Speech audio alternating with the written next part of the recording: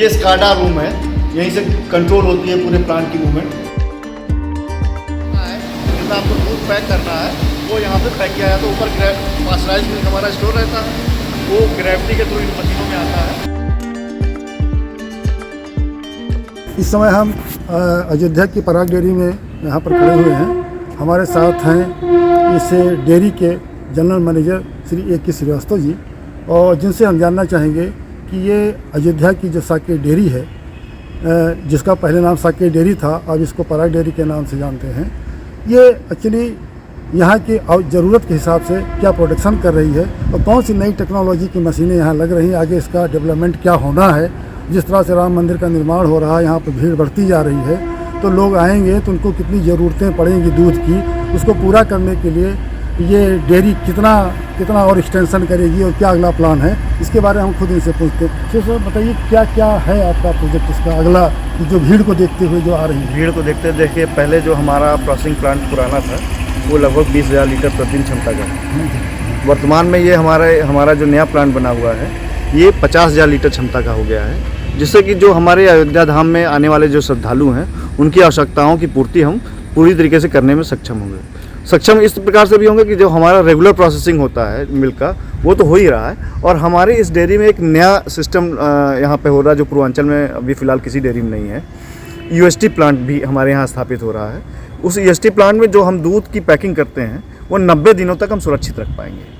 इससे क्या होगा कि जब हमें आवश्यकता रहेगी हमें दूध की, जिसमें हमारे डिमांड की बढ़ने की आवश्यकता है, जैसे रामनवमी है या हमारे जब मेला सावन के मेला वगैरह चलते हैं, उसमें जो दूध की आवश्यकता बढ़ जाती है, उसके लिए पहले से ये दूध को हम संरक्षित करके रख सकेंगे, जिससे आवश्यकता की पूर्ति हम तत्समय कर सकते हैं। अच्छा, इससे तो आपका ट्रांसपोर्टेशन और काफ़ी दिनों तक इसका सेल पे अच्छा असर पड़ेगा। बिल्कुल बिल्कुल। हमारा जो UST प्लांट अगर से जो पैक हमारा मिल्क रहेगा, उसका सबसे बड़ा फ़ायदा ये है कि हम उसको लंबे दूरी को भी भेज सकते हैं, और कहीं भी आवश्यकता पड़ती है एक बड़े डिमांड को लेकर के हम उसकी आवश्यकता को पूर्ति करते हुए बाहर के धन आगमन को अपने ज़िले में कर सकते हैं, जिससे ज़िले के उत्पादकों का, ज़िले के लोगों का ज़्यादा से ज़्यादा विकास कर सकेंगे और हमारे एक इनकम भी हमारे ज़िले की बढ़ेगी। अच्छा, कोई और ऐसा दूध है जो आपके इस टक्कर का यहाँ पर बिकता है?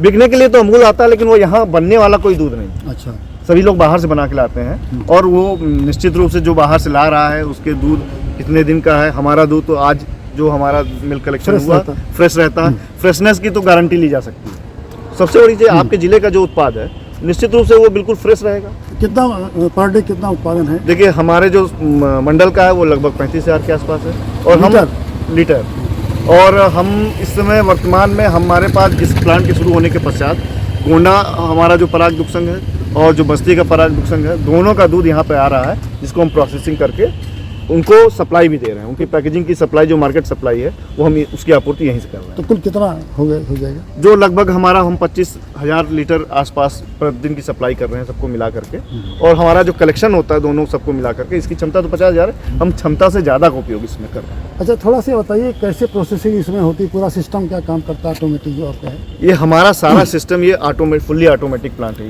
ये स्काडा तकनीक से लैस है। ये स्काडा तकनीक के तहत ये है कि हमारा दूध एक बार रिसीव होने के पश्चात सब कुछ कंट्रोल से ऑपरेटेड, हमारा सारे वाल्व जितने वो कंप्यूटर के थ्रू ऑपरेटेड हैं, कंप्यूटर के थ्रू कंट्रोल होते हैं, जिसमें कहीं एक्सपोजर नहीं मिलता दूध को, जिससे हाइजीनिक कंडीशन बहुत ही उच्च स्तर की रहती है। अच्छा, जितना ज़रूरत आपके कर्मचारियों की, स्टाफ की क्या उतनी है आपके पास? देखिए, लेबर कैटेगरी की तो पूर्ति हो जाती है, लेकिन जो हमें तकनीक स्टाफ की आवश्यकता है वो अभी उसकी पूर्ति नहीं हो पा रही। उसके लिए प्रयास किए जा रहे हैं कि ज़्यादा जल्दी से जल्दी हम लोगों को स्टाफ की पूर्ति हो। अच्छा, आगे के दिनों में और कौन सी एक्सटेंशन चाहते हैं कि? देखिए, ये कोऑपरेटिव बॉडी है। यदि जिले के लोगों का सहयोग मिलता रहा, यहाँ की मार्केटिंग बढ़ती रही, तो हम निश्चित रूप से बहुत से ऐसी मशीनें हैं जिसको हम लोग अपने स्तर से यहाँ पर लगा करके अच्छे गुणवत्ता का उत्पाद भी उपलब्ध करा पाएंगे। जैसे कंटिन्यूस दही मेकिंग मशीन है, और हमारे यहाँ बहुत भी मिठाइयाँ भी बनती हैं, रसगुल्ला बनता है, गुलाब जामुन बनता है, पेड़ा बनता है, मिठाइयाँ बनती है।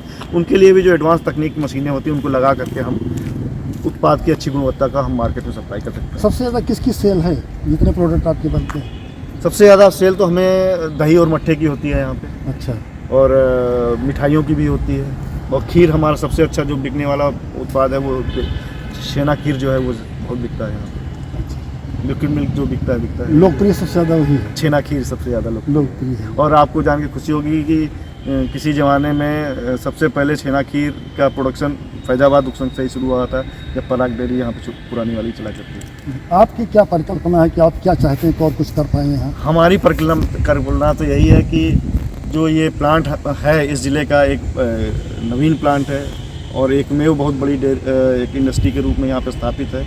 जनता ज़्यादा से ज़्यादा सहयोग करेगी, इसका ज़्यादा से ज़्यादा कोऑपरेटिव का लाभ होगा अगर, तो हम यहाँ से जो भी लाभ होगा निश्चित रूप से कोऑपरेटिव का है, दुग्ध उत्पादकों को जाएगा, किसानों का हित होगा।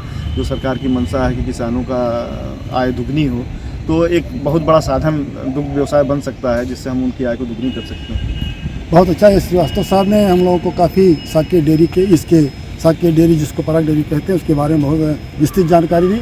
धन्यवाद श्रीवास्तव। नमस्कार।